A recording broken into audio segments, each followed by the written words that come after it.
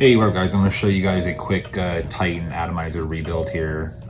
This one's been just sitting around, so it's pretty done up. So essentially all you're going to need is your alcohol wipes or your ISO and Q-tips, however you plan on doing it, your replacement coil, ideally your replacement gasket, and then your tweezers to clip. Yes, I know what these are. All right, let's move forward.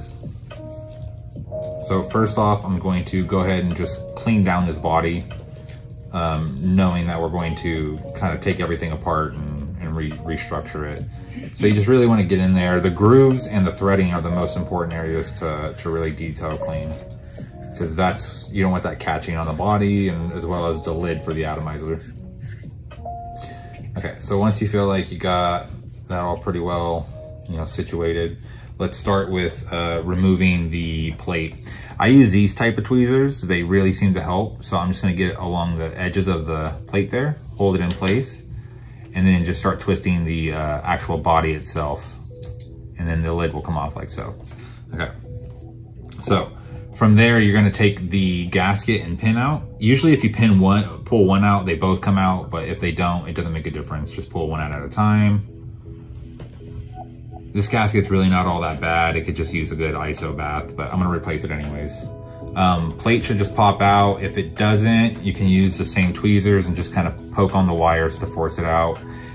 If it's broken and you're just replacing it, I mean, you could just pull it out from the top end as well, because you're not really worried about the structural integrity of the ceramic at that point.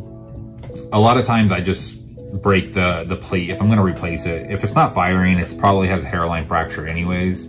But for some of you guys out there that like to be, meticulous about it, I'm sure you don't want to sit there and break the plate. So we're gonna go this method of just slowly pushing it down until it gets loose enough on the front end to lift out like so. Bam. So we're good to go there. The plate does look fine, but the gasket was probably the only issue, to be honest. But it's cool. We're gonna replace the plate since we're here. So we have the empty shell. What we're gonna do is take the plate.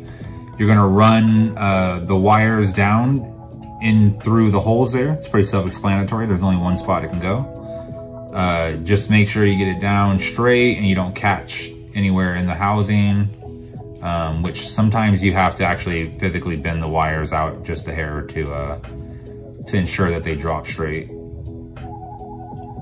Like so.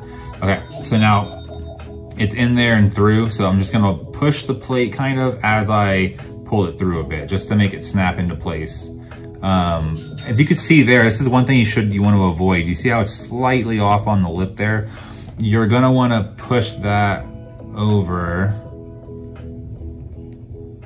until you kind of feel like it's like in the actual cup, like that. See, so I actually physically lifted the plate just slightly up more and then let it drop down again. So now I'm gonna hold that in place with my fingers. I'm gonna bend these wires out separate from each other so I know where I'm going with it. I'm gonna use the clippers, clip off as much as I can. Sorry about that. Clip off as much as I can right there.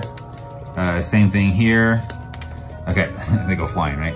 So now you have those two wires right there, one and one. One of those needs to be against the wall and in between this gasket. So we're gonna take one of them and make it the centerpiece, as well as the one against the wall. So now when you see it, you only should see the one wire right in the middle, right? Okay, so then you're gonna take your pin set and you're going to make the wire sit in between the gasket and the pin, freeing up the entire middle portion. As you can see there, nothing in the middle, all that good stuff, right? Okay, so we're gonna go ahead and replace the top cap real quick.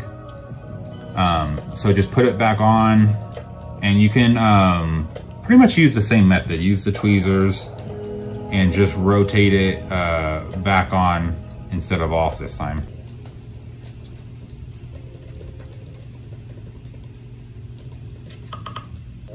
You don't want to put it on too tight, but just tight enough. And then once it's on, you're gonna go ahead and throw it on your body to sync it, make sure everything works.